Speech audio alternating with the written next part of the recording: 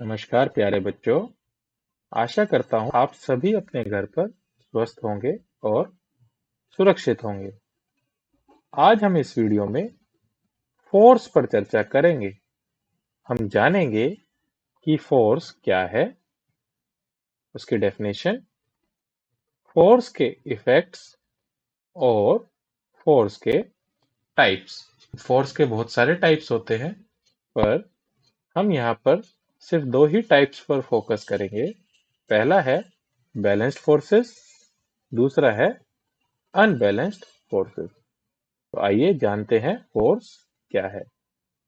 मेरे पास एक बॉल है, मैं उसे रेस्ट से मोशन में लाना चाहता हूँ, उसे मूव कराना चाहता हूँ। तो मैं क्या कर सकता हूँ? सोचो। बिल्कुल सही। अगर मैं इस बॉल को पुश कर दूं, तो ये बॉल रेस्ट से मोशन में आ जाती है। अगली एक्टिविटी में फिर मुझे इस बॉल को मूव कराना है, तो मैं क्या कर सकता हूँ? बिल्कुल सही। अगर मैं इस बॉल को बैट से हिट कर दूं, तो भी मैं इसके स्टेट ऑफ रेस्ट को चेंज कर सकता हूं। ये रेस्ट से मोशन में आ जाती है। तो इन वीडियोस में हमने क्या देखा? हमने पाया कि एक स्टेशनरी ऑब्जेक्ट को मोशन में लाने के लिए या मूविंग ऑब्जेक्ट को रोकने के लिए हमें उस पर कुछ एफर्ट्स करने होते हैं। वो एफर्ट्स क्या क्या हो सकते हैं? सोचो। बिल्कुल सही। वो हो सकते हैं पुश, हिट या पुल।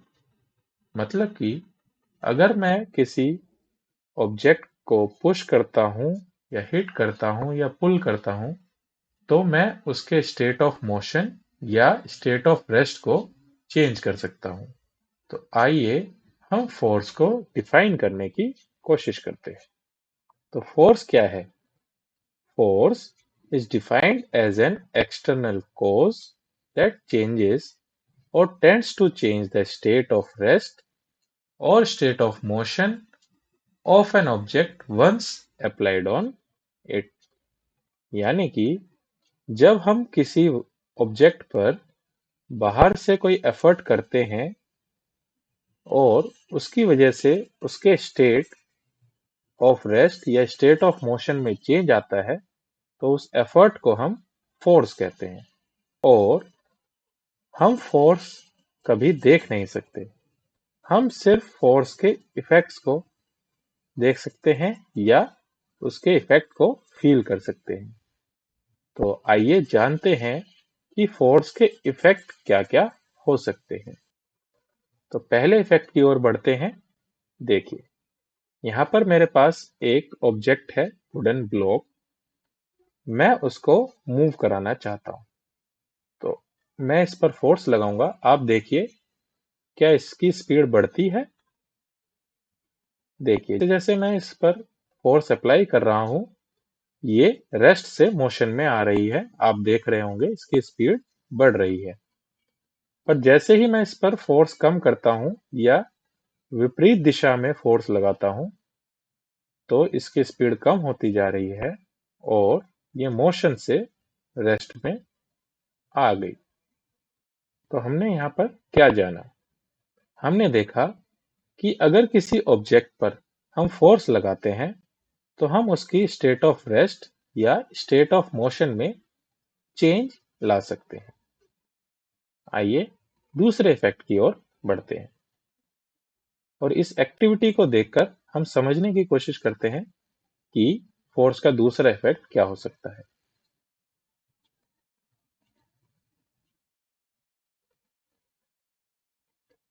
क्या देखा आपने? बिल्कुल सही। हमने पाया कि अगर कोई ऑब्जेक्ट पहले से ही मूविंग है और उस पर हम फोर्स लगाते हैं, तो हम उसकी वेलोसिटी के मैग्नीट्यूड या उसके डायरेक्शन को चेंज कर सकते हैं। उसकी वेलोसिटी बढ़ा सकते हैं, घटा सकते हैं या उसकी दिशा में परिवर्तन ला सकते हैं। तो ये हुआ हमारा फोर्स का दूसरा इफेक्ट। आइए तीसरे इफेक्ट की ओर पढ़ते हैं। इन वीडियोस को देखें और समझने की कोशिश करें।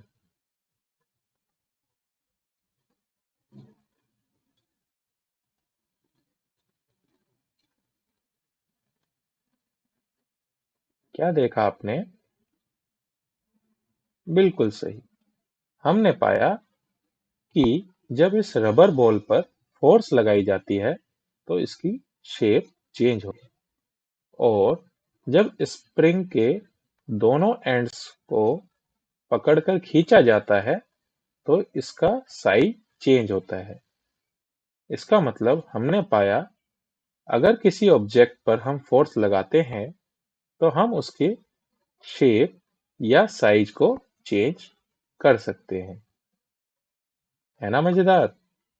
तो आइए हम कंसोलिडेट करते हैं इफेक्ट्स ऑफ फोर्स को, कि अगर किसी वस्तु पर हम फोर्स लगाते हैं तो हम उसके स्टेट ऑफ रेस्ट और स्टेट ऑफ मोशन को चेंज कर सकते हैं। साथ ही साथ अगर वो वस्तु पहले से मूविंग है तो हम उसकी वेलोसिटी के मैग्नीट्यूड और डायरेक्शन दोनों को चेंज कर सकते हैं, या किसी ऑब्जेक्ट के शेप और साइज को भी हम फोर्स के माध्यम से चेंज कर सकते हैं। तो ये है इफेक्ट्स ऑफ फोर्सेस। आइए हम आगे बढ़ते हैं अपनी वीडियो के तीसरे सब पॉइंट की ओर, जो है types of forces. Types of forces समझने के लिए हम एक छोटी सी एक्टिविटी करेंगे। आप सभी ने टग ऑफ वार खेला या देखा होगा। उसमें दो टीम्स होती हैं। सिमिलरली मेरे पास भी दो टीम है, एक रेड टीम, दूसरी ब्लू टीम, और ये एक एक करके इस ट्रॉली को खींचने की कोशिश करेंगे। तो आप देखिएगा कि ट्रॉली पर क्या प्रभाव आता है। तो आइए देखते हैं। जब मैंने रेड टीम के एक मेंबर को इस ट्रॉली को खींचने के लिए बोला तो वो ट्रॉली को खींच रहा है, और दूसरी तरफ कोई टीम मेंबर नहीं था, इसलिए रेड जीत गई। अगर हम रेड टीम के मेंबर को वापस बुला लेते हैं और ब्लू टीम को इनवाइट करते हैं कि वो इस ट्रॉली को खींचे, तो आप देख पा रहे हैं, क्योंकि यहाँ पर कोई रेड टीम का मेंबर नहीं है तो ब्लू टीम आसानी से जीत जाती है। वो बड़े ही आराम से ट्रॉली को खींच सकती है। पर अगर दोनों टीम के मेंबर उसको खींचते हैं तो आप देख पा रहे हैं वो ट्रॉली मूव नहीं कर रही है। तो ये है बैलेंस्ड फोर्सेस, जहां पर इक्वल एंड ऑपोजिट फोर्सेस लग रही हैं ट्रॉली पर। तो आइए एक मेंबर ब्लू टीम का हम बढ़ा देते हैं। देखा कि ब्लू टीम में दो मेंबर हैं और रेड टीम में एक है, जिस वजह से ब्लू टीम ट्रॉली को खींच पाती है और वो जीत जाती है। तो ये एग्जाम्पल हुआ अनबैलेंस्ड फोर्सेस का। आइए हम अब रेड टीम का भी मेंबर बढ़ा देते हैं। तो आप देख पा रहे हैं ट्रॉली मूव नहीं कर रही है। तो ये एग्जाम्पल हुआ बैलेंस्ड फोर्सेस का, क्योंकि दोबारा से हमारे पास फोर्सेस इक्वल हो गई थी और अपोजिट डायरेक्शन में थी। अब एक रेड टीम का मेंबर और हमने बढ़ा दिया, तो देखिए ट्रॉली मूव होना शुरू हो गई। क्यों? क्योंकि रेड टीम में मेंबर ज्यादा थे तो उन्होंने फोर्स ज्यादा लगाया, और ब्लू टीम में कम थे तो वो फोर्स उतना नहीं लगा पाए, जिससे वो हार गए। तो ये एग्जाम्पल हुआ अनबैलेंस्ड फोर्सेस का। तो हमने इस एक्टिविटी में क्या देखा कि बैलेंस्ड फोर्सेस वो हैं जब किसी ऑब्जेक्ट पर सभी फोर्सेस का रिजल्टेंट जीरो हो, उस पर लगने वाला नेट फोर्स जीरो हो, तो वहां पर जो फोर्सेस होंगी उसको हम बैलेंस्ड फोर्सेस कहेंगे। ऐसा ऑब्जेक्ट जहां पर सभी फोर्सेस का नेट रिजल्टेंट 0 ना हो उसे हम अनबैलेंस्ड फोर्सेस कहेंगे। बैलेंस्ड फोर्सेस में हमने देखा कि जब दोनों टीम के मेंबर बराबर थे वो ट्रॉली को मूव नहीं करा पाए। तो इसका मतलब हुआ कि balanced forces do not change the state of rest और the state of motion of an object. परंतु जब अनबैलेंस्ड फोर्सेस होती हैं, हमने देखा कि जब एक टीम के मेंबर ज्यादा थे और दूसरी टीम के मेंबर कम, तो वहां पर अनबैलेंस्ड फोर्सेस थी, जिसकी वजह से उस ऑब्जेक्ट के स्टेट ऑफ रेस्ट या स्टेट ऑफ मोशन में चेंज आया। तो क्या इस आखिरी पॉइंट को समझने के लिए हम एक और एक्टिविटी कर सकते हैं? बिल्कुल। हम इलैबोरेट करके जानते हैं कि मोशन ऑफ एन ऑब्जेक्ट किस कारण से होता है, बैलेंस्ड फोर्सेस से या अनबैलेंस्ड फोर्सेस से। यहाँ पर मेरे पास एक वुडन ब्लॉक है, मैं उस पर फोर्स लगाता हूं, देखिए क्या वो मूव हो पाता है। जैसे ही मैं उस पर फोर्स अप्लाई करता हूं तो वो मूव नहीं हो रहा, क्योंकि एक इनविजिबल फोर्स जो है फ्रिक्शन फोर्स, वो इक्वल एंड ऑपोजिट डायरेक्शन में अप्लाई होती है, जिस वजह से वो ब्लॉक मूव नहीं हो पा रहा है। मैं थोड़ी और फोर्स बढ़ा रहा हूं फिर भी मूव नहीं हुआ, पर थोड़ा और फोर्स बढ़ाने पर वो ब्लॉक मूव होना शुरू हो गया है और धीरे धीरे उसकी स्पीड बढ़ रही है। पर अगर मैं फोर्स कम करता हूं तो आप देखिए वो धीरे धीरे रुकना शुरू हो जाता है और एक पॉइंट ऐसा आएगा जब वो फिर दोबारा मोशन से रेस्ट की पोजीशन में आ जाएगा। तो ऐसा क्यों हुआ? बिल्कुल सही।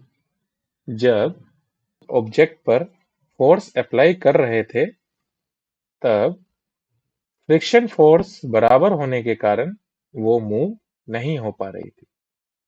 पर जैसे ही अप्लाइड फोर्स को हमने फ्रिक्शन फोर्स से ज्यादा किया तो हमारी फोर्सेस अनबैलेंस्ड हो गई, जिस वजह से ऑब्जेक्ट ने मूव करना स्टार्ट कर दिया। और फिर जब मैंने फोर्स हटा ली, फ्रिक्शन फोर्स ने कुछ समय बाद उसके मोशन को डिक्रीज कर दिया और वो रेस्ट पोजीशन में दोबारा से आ गई। इसका मतलब हम समझ पा रहे हैं कि एक बॉडी को उसके स्टेट ऑफ रेस्ट या स्टेट ऑफ मोशन को चेंज कराने के लिए अनबैलेंस्ड फोर्स की आवश्यकता पड़ती है। अब यहाँ पर मेरे मन में एक सवाल आ रहा है, अपने मोशन को मेंटेन करने के लिए क्या हमें कंटिन्यूअस अनबैलेंस्ड फोर्स लगानी पड़ेगी ऑब्जेक्ट पर? Do objects require continuous application of an unbalanced force to maintain its motion? आइए इसको भी हम एक एक्टिविटी के माध्यम से समझने की कोशिश करते हैं। यहाँ पर एक मेरे पास ब्लॉक है, मैं उसको फोर्स लगाता हूं तो देखते हैं उसके स्पीड में, उसके एक्सेलरेशन में क्या फर्क आता है। जैसे ही मैंने इस पर फोर्स अप्लाई करी, आप देखिए फ्रिक्शन फोर्स ने मेरे फोर्स को बैलेंस कर दिया और ये ऑब्जेक्ट मूव नहीं हुआ। मैं थोड़ी और फोर्स बढ़ाता हूं तो देखिए ये अभी भी मूव नहीं हुआ, क्योंकि फ्रिक्शन फोर्स अप्लाइड फोर्स के बराबर है। परंतु थोड़ी फोर्स और बढ़ाने पर अप्लाइड फोर्स ज्यादा हो गई, जिस वजह से ऑब्जेक्ट ने मूव करना स्टार्ट कर दिया। अब मैं अप्लाइड फोर्स कम करता हूं, देखिए अप्लाइड फोर्स कम करने से ऑब्जेक्ट की मूवमेंट थोड़ी कम होने लगती है और आप देख पा रहे हैं जैसे ही अप्लाइड फोर्स फ्रिक्शनल फोर्स के बराबर आता है, मतलब ये बैलेंस्ड फोर्सेस अब अप्लाई कर रही है, पर फिर भी मेरा ऑब्जेक्ट मोशन में है। तो इससे हमारा मतलब क्या निकला कि जब एक ऑब्जेक्ट मोशन में है, फिर उसी मोशन को बरकरार रखने के लिए हमें कंटिन्यूअसली अनबैलेंस्ड फोर्स अप्लाई नहीं करना पड़ता। अगर हमारा नेट फोर्स उस समय बॉडी पर 0 है तो हमारी बॉडी एक यूनिफॉर्म स्पीड के साथ मूव करना शुरू कर देती है। अगर मैं फोर्स बढ़ाता हूं तो ऑब्जेक्ट एक्सेलरेट करना शुरू कर देती है। देख पा रहे होंगे एक्सेलरेशन बढ़ गया है, और जैसे जैसे मैं फोर्स कम करता हूं तो वो रिटार्डेशन की ओर बढ़ने लगती है, और कुछ समय बाद वो दोबारा रेस्ट के पोजीशन में आ जाती है। आशा करता हूं आपको आपका जवाब मिल गया होगा। तो बताएं क्या जवाब है इस सवाल का? Do objects require continuous application of an unbalanced force to maintain its motion? सोचो। बिल्कुल सही। नहीं, हमें मोशन को मेंटेन करने के लिए अनबैलेंस्ड फोर्स को कंटिन्यूअसली अप्लाई करने की आवश्यकता नहीं है, क्योंकि हमने वीडियो में देखा जब एक ऑब्जेक्ट पर, मूविंग ऑब्जेक्ट पर applied force and friction force balance हो जाती हैं या उस पर कोई नेट एक्सटर्नल फोर्स अप्लाई नहीं करता, तो वो ऑब्जेक्ट एक यूनिफॉर्म वेलोसिटी या स्पीड के साथ मूव करना शुरू कर देता है। और अगर इस कंडीशन में हम उसके ऊपर कोई अनबैलेंस्ड फोर्स अप्लाई करते हैं तो हम उसके वेलोसिटी को चेंज करते हैं, और चेंज इन वेलोसिटी को हम एक्सेलरेशन भी कहते हैं। इसीलिए अगर कोई ऑब्जेक्ट मूव कर रहा है और उस पर हम अनबैलेंस्ड अप्लाई करते हैं तो हम उस ऑब्जेक्ट के मोशन को एक्सेलरेट कर रहे होते हैं। तो आशा करता हूं आपको ये पॉइंट क्लियर होगा। तो इस वीडियो में हमने जाना कि फोर्स वो एक्सटर्नल कॉज और एफर्ट है जिससे हम किसी ऑब्जेक्ट के स्टेट ऑफ रेस्ट और स्टेट ऑफ मोशन को चेंज कर सकते हैं। साथ ही साथ हम उस ऑब्जेक्ट के शेप, साइज, वेलोसिटी या स्टेट में बदलाव ला सकते हैं। और हमारे पास दो तरह की फोर्सेस होती हैं, एक बैलेंस्ड फोर्सेस, दूसरी अनबैलेंस्ड फोर्सेस। जिसमें बैलेंस्ड फोर्सेस वो हैं जब किसी ऑब्जेक्ट पर लगने वाली सभी फोर्सेस का नेट रिजल्टेंट 0 हो तो हम उसे बैलेंस्ड फोर्स कहेंगे। और जब किसी ऑब्जेक्ट पर फोर्स का रिजल्टेंट 0 ना हो तो उस समय वहां पर सारी फोर्सेस को हम अनबैलेंस्ड फोर्सेस कहेंगे। Thank you.